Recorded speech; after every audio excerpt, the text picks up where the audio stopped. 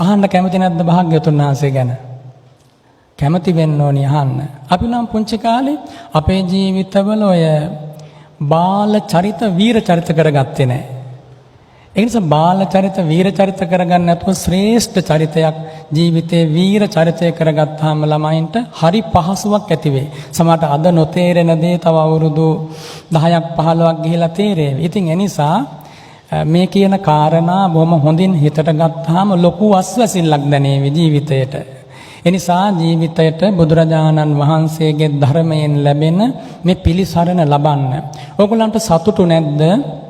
ඕගොල්ලෝ සරණ ගිය බුදුරජාණන් වහන්සේ මේ මහා පොළොව මත පහළ වෙච්ච මොහොතේ සිරිපතුල් වලින් ඇවිද ගියා කියලා අහන්න ලැබෙනකොට අපිට නම් පුංචි කාලේ ඒ කතාව අපේ ගුරුවරු ස්වාමින් වහන්සේලා වැඩිහිටියෝ කියා දෙනකොට පුදුම විදිහේ සතුටක්. අහෝ අපේ ශාස්ත්‍රඥ වහන්සේ. දැන් මේ ලෝකේ විවිධ ශාස්ත්‍රවරු හිටියානේ. නොඑක් ශාස්ත්‍රවරු හිටියා. සමහර අය ජීවිතේ අඬපු නැති අවස්ථාවක් නැහැ. අපේ බුදුරජාණන් වහන්සේ ජීවිතේ කිසිම දාක කිසිම සිදුවීමක ජීවිතේ එක්ක පියවරක් පස්සට ගත්තේ නැහැ. මෙයත් අහලා තියෙනව නේද? නාලාගිරි නැමැති හස්ති රාජයා බුදුරජාණන් වහන්සේ ඉදිරියට පැමිණිච්ච මොහොත සුරා මදයෙන් මත් වෙලා. ඉතින් එහෙම පැමිණිච්ච මොහොතේදී එතන හිටපු මේ කිරිසප්පයන් වඩාගෙන හිටපු අම්මලාගේ ඇකේ හිටපු ළමයි බිමට අතහැරුණා කියන මේ බයට. දැන් ඇතෙක් දුවගෙන එනකොට බයක් ඇති වෙනවා. ළමයා අමතක වෙලා මේ අම්මා දිව්වා කියනවා. ඉතින් ඒ වෙලාවේ බුදුරජාණන් වහන්සේ ළඟම හිටපු ධම්ම භණ්ඩාගාරික ආනන්ද ස්වාමීන් වහන්සේ බුදුරජාණන් වහන්සේගේ ඉස්සරහට ගියා. එහෙම ඉස්සරහට ගියාම භාග්‍යවතුන් වහන්සේ 이르දියක් දැක්කුවා. ඒ 이르දිය තමයි ඒ ආනන්ද ස්වාමීන් වහන්සේ හිටගෙන ඉන්න පොළවත් එක්කම බුදුරජාණන් වහන්සේගේ පිටුපස්සෙන් පිහිටියා. කොහොමද 이르දිය? ඒක මහා පුදුම අනුහසක්. ඉතින් ඒ 이르දිය දක්වලා භාග්‍යවතුන් වහන්සේ ඉස්සරහට වැඩම කළා. ඒ හස්ති රාජයා මේ දැන් කාලේ ඉන්න මේ කුරුවැත්තු වගේ නෙවෙයි මහ දැවැන්ත ඇතෙක්. ඒ අතා ඉස්සරහට එනකොට බුදුරජාණන් වහන්සේ ඉදිරියට ගියා. ඒ අතා ඇවිල්ලා බුදුරජාණන් වහන්සේ ඉදිරියේ කවුරුවත් හිතුවේ නැහැ. හැමෝම බය ඇස් වහ ගන්නවා. කවුරුවත් කල්පනා කරේ නැහැ භාග්‍යවතුන් වහන්සේගේ ජීවිතේ බේරේ කියලා. ඉතින් බුදුරජාණන් වහන්සේ මුළු ලෝකයකට පතුරවන මෛත්‍රිය මේ හස්ති රාජයාට පැතිරෙව්වා. මේ අතා සුවපත් වේවා, ඔබ නිරෝගී වේවා, මගෙත් එක්ක ගැටෙන්න එපා. මා කුංජර නාග මාසදෝ දුක්ඛං කුංජර නාග මාසදෝ නහි නාග හතස්ස කුංජර සුගති හෝති තෝ පරංගතෝ. බුදුරජාණන් වහන්සේ මේ මිනිහෙකුට කතා කරනවා වගේ කතා කරලා කිව්වා, "ඇත් රජුනි, ඔබ මගෙත් එක්ක හැප්පෙන්න එපා. මගෙත් එක්ක හැප්පෙන්න මේ ලෝකේ කාටවත් බෑ. එනිසා මේ මා කියන්නක් අහගෙන ඔබ හොඳින් ඉන්න." අර දකුණු ශ්‍රී හස්තයෙන් කුම්භස්තලයේ පිරිමැද්දා. පිරිමැද්දාට පස්සේ මේ අතාගේ වෙරිමත නැති වුණා. වෙරිමත නැති වෙලා පිටුපසෙන් පිටුපසට ගමන් කරලා ඇත්ගාලට ගිහිල්ලා දරුවෝ දන්නවද? මුළු ජීවිත කාලෙ මේ අතා එදායින් පස්සේ නරක වැඩක් කළේ නැහැ කියනවා. මුළු ජීවිත කාලෙම නරක වැඩක් නොකර හික්මලා එයා ඉපදුනා දෙව්ලොව. දැන් අදටත් ඉන්නේ දිව්‍ය ලෝකේ. බලන්න බුදු කෙනෙකුගේ බලය. සාමාන්‍යයෙන් අපි ඉස්සරහට නම් බල්ලෙක් පූසෙක් දුවගෙන ආවත් අපි බය වෙනවා, තැති ගන්නවා. අපේ ශාස්ත්‍රඥ වහන්සේ කියන්නේ ආන්නේම කෙනෙක්. බුදුරජාණන් වහන්සේ කියලා මලින් පහනින් පුද දෙන්නේ, নমස්කාර කරන්නේ. බලන්න කී කෝටියක් එක දවසක ඒ සිරිපා අභියස මල් පූජා වෙනවද කියලා. දැන් අපිට නම් අපේ ජීවිත ගත්තොත් පුංචි කාලේ මේ මගේ ළමයි වශයෙන් ඉන්න කාලේ සාමාන්‍යයෙන් ඉස්කෝලේ කියා දෙන විෂය ධාරාවට වඩා රසවත් වුණා බුදුරජාණන් වහන්සේගේ චරිතය. ඉතින් මේ භාග්‍යවතුන් වහන්සේගේ ගුණ ගැන ඇහෙනකොට, ඒ ජීවිතය ගැන ඇහෙනකොට අපිට හරි සතුටුයි. අපිට අහන්න ලැබුණ බුදුරජාණන් වහන්සේ කියන්නේ මේ හිත්වල තියෙන සියලුම අබල දුබල හීන ගති දුරු කරපු කෙනෙක් කියලා. බුදුරජාණන් වහන්සේ දිවුණුවේ ඉහළම තැනට පැමිණුණේ දරුවනි. දැන් ඔබ අහලා තියෙනවද? දැන් අපේ අම්මලා තාත්තලා ඉන්නවා. අපේ අම්මලා තාත්තලා සීයලා කිරියම්මලා, දැන් සමහරට මෙතන ඉන්න මේ ළමා ලපටින්ගේ සීයලා කිරියම්මලා ගොඩක් දෙනෙක් සමහරට නැතුව ඇති. එතනින් එහා පරම්පරාව කොහොමවත් දකින්නේ නැහැ. හැබැයි අපි මේ කවුරුවත් ගැන සිහි කරනවද? ඒගොල්ලෝ මතක් කරනවද? ඒගොල්ලන්ට වැඳුම් පිදුම් කරනවද? මේ අත්තන්ගේ අම්මගේ අම්මා අපි මතක් කරන්න ඕනේ නමවත් දන්නේ නැහැ සමහර විට. හැබැයි බුදුරජාණන් වහන්සේ දැන් අවුරුදු 2500ක් පිරිනිවන් පාලා අදටත් සිහි කරනවා. අදටත් වැඳුම් පිදුම් කරනවා. දැන් අද මේ උතුම් පොහොය වැඩසටහනට මේ ළමයින්ට මේ දහම් කරුණු ටික කියන්න පැමිණෙනකොට බලන්න මේ වැඩම කරන ස්වාමීන් වහන්සේලා මොනතරම් ගෞරවයෙන් පිළිගන්නවද කියලා. ඇයි මෙහෙම කරන්නේ? දරුවනි, බුදුරජාණන් වහන්සේ මේ ලෝකෙට ලබා දුන්නේ සැනසille මාවත. ඒක පුංචි කාලෙත් එහෙමයි, තරුණ කාලෙත් එහෙමයි, ජීවිතය අවසන් වෙනකනුත් එහෙමයි. දැන් මේ ඇත්තෝ මෙහෙම හිටියට තව අවුරුදු 30ක් 40ක් 50ක් 60ක් ගිහලා බලනකොට කිරි අම්මලා ටිකක්. මේ අය සීයලා ටිකක්. එතකොට ඔය නැලවිලි, දැඟලිලි, පැද්දිලි මුකුත් නැහැ.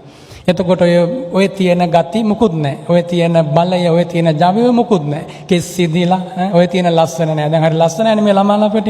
කෙස් සිදිලා හැම රැලි වලට පේන්නේ නැද්ද ඉන්නේ? ඉතින් එහෙම ජීවිතයක් මේ ජීවිතේ. නිසා මේ පුංචි කාලය කියන්නේ හරි වටින කාලයක්. හැබැයි අපි නම් ওই කාලේ බුදුරජාණන් වහන්සේගේ ආශ්චර්යමත් චරිතය පුදුම සතුටකින් ඉගෙන ගත්තා. සතුටකින් ඉගෙන ගත්තා කියන්නේ අපි කල්පනා කරේද, මම පුද්ගලිකව කල්පනා කළේ මේ ලෝකේ නොඑක් විදිහේ වීර චරිත ගැන අහන්න ලැබෙනවා.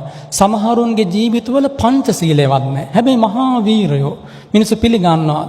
සමහරුන්ගේ ජීවිතවල අඩුමතරමින් මේ අම්මගේ මව්ගේ පියාගේ තියෙන ගුණයක් හඳුනන හිතේ තෙත ගතියක්වත් නැහැ. සමහරුන්ගේ ජීවිත ඊර්ෂ්‍යාවෙන් පිරීලා ගිහිල්ලා. සමහරුන්ගේ ජීවිත හරි කුහකකමින් පිරීලා ගිහිල්ලා. බුදුරජාණන් වහන්සේගේ හදවතේ ඒ එකම පාපයක්වත් නැහැ. බුදුරජාණන් වහන්සේ දරුවනි ඉපදෙනකොට ඒ බුද්ධ රූපයේ තිබුණා මහා පුරුෂ ලක්ෂණ 32ක්. මහා පුරුෂ ලක්ෂණ කියන්නේ සාමාන්‍ය කෙනෙකුගේ ශරීරයේ ඒ ලක්ෂණ පිහිටන්නේ නැහැ. රත්තරන් පාට රූපයක් සිරිපතුල් වලින් රැස් විහිදෙනවා. ඒ ලස්සන රූපේ. ඒ වගේම ඒ නෙතු සංගල නීල වර්ණයෙන් යුක්තයි. නීල වර්ණයෙන් විතරක් නෙමෙයි දුටු කෙනෙකුගේ හදවත සැනසීලා යනවා. ඒ නීල වර්ණයෙන් යුක්ත නෙතු සංගල. ඒකට කියන්නේ අබිනීල නෙතු සංගල කියලා. ඒ වගේම බුදුරජාණන් වහන්සේගේ කටහඬ මේ ලෝකේ දෙවියෙකුටවත් නැති මට්ටමේ ලස්සන කටහඬක්. ඒකට කියනවා බ්‍රහ්මස්වරය කියලා. ඒ කටහඬින් තමයි ලෝකේ අමතා ධර්ම දේශනා කළේ. දරුවනි බුදුරජාණන් වහන්සේ වඩිනකොට ඒ ශ්‍රී ශරීරයෙන් ආශ්චර්යමත් රැස්මඩුළු විහිදෙනවා. ඒ කියන්නේ නිල් පාට, රතු පාට, කහ පාට රැස්මඩුළු නැගෙනවා. දුටුවන්ගේ හිත පුදුම විදියට නිමිලා යනවා.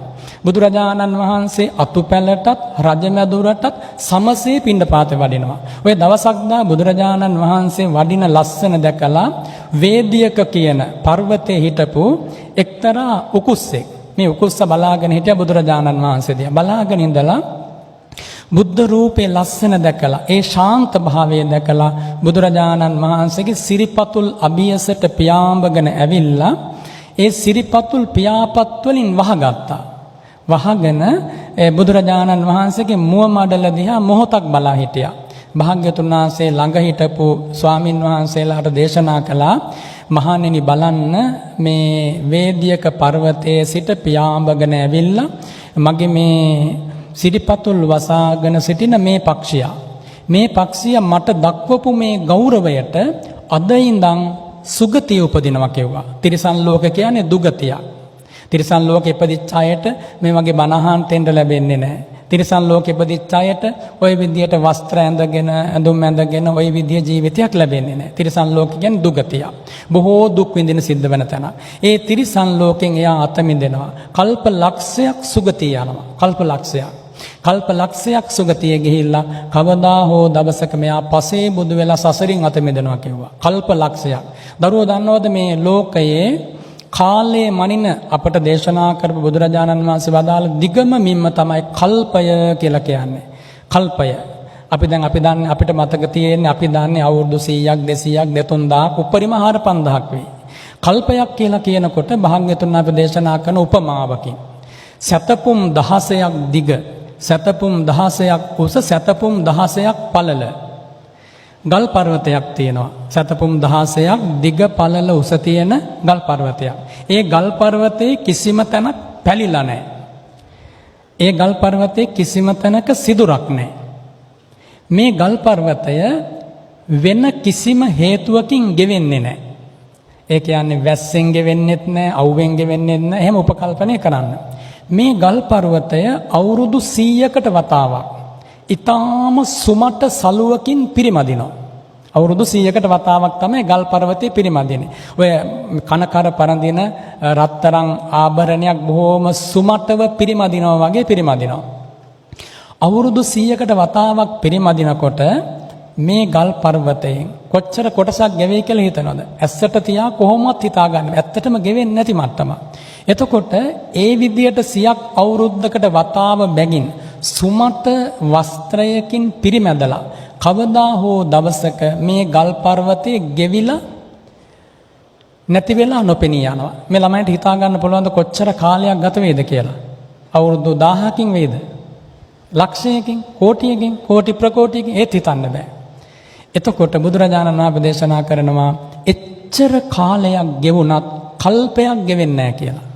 එතකොට එක කල්පයක මේ අපි ඉපදිච්ච වාරවල, මැරිච්ච වාරවල ඇටකටු එකතු කරා නම් මේ වටපිටාවේ පේන පර්වත වලට වැඩි ඇටකටු ගොඩක් එකතු වෙනවා. මේ පළවෙනි වතාවට නෙමෙයි බෑග් එකක් එල්ලගෙන ඉස්කෝලේ ආවේ. බොහොම පරණ අය සංසාරේ. ඒක අපිට දැන් තේරෙන්නේ නැහැ. එහෙම කියා දෙන්න කවුරුවත් හිටියෙත් නැහැ.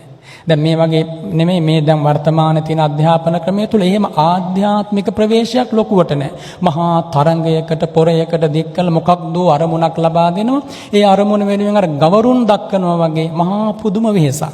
ඉතින් බුදුරජාණන් වහන්සේ දේශනා කරන අන්න එබඳු කල්පවලින් මෙතෙකයි කිව නොහැකි කාලයක්, කෙලවරක් නැති කාලයක් අපි මේ සංසාරේ ඉපදුනා කියලා. ඉපදිච්ච වාර අනන්තයි. උපමාවකින් දේශනා කරනවා දැන් අපිට මේ ජීවිතයේ අපේ අම්මා මැරෙනකොට දුකක්ද සැපක්ද? ඒකාන්තෙන් දුකක්. කඳුළු ගලා යනවා. ඒක අපිට දුකක්.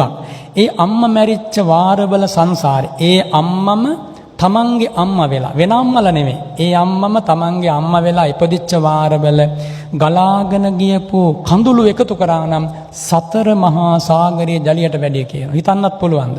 එක ජීවිතයක අඩුම තරමින් මේ පොල් කට්ටක් ප්‍රමාණයවත් කඳුළු බේරෙනවද නැහනේ? එහෙම සසරක්. එතකොට මෙන්න මේ ඇත්ත අවබෝධ කරගන්නේ නැතුව නම් කෙනෙක් ඇස් දෙක පියාගන්නේ වෙන මොන දේ දැනගත්තත් වැඩක් නැහැ. මම මේ ලෝකේ තියෙන සියලුම පාහේ ආගම් පිළිබඳව සෑහෙන කාලයක් ඉගෙනගෙන තියෙනවා. ඒ වගේම බොහෝ විෂයන් පිළිබඳව ඉගෙනගෙන තියෙනවා. අවසානයේ භාග්‍යවතුන් වහන්සේගේ ධර්මයේ ඉගෙන ගනිද්දී තමයි තේරුනේ මොන හිස් දේවල්ද මම මෙච්චර කාලයක් ඉගෙන ගත්තේ කියලා.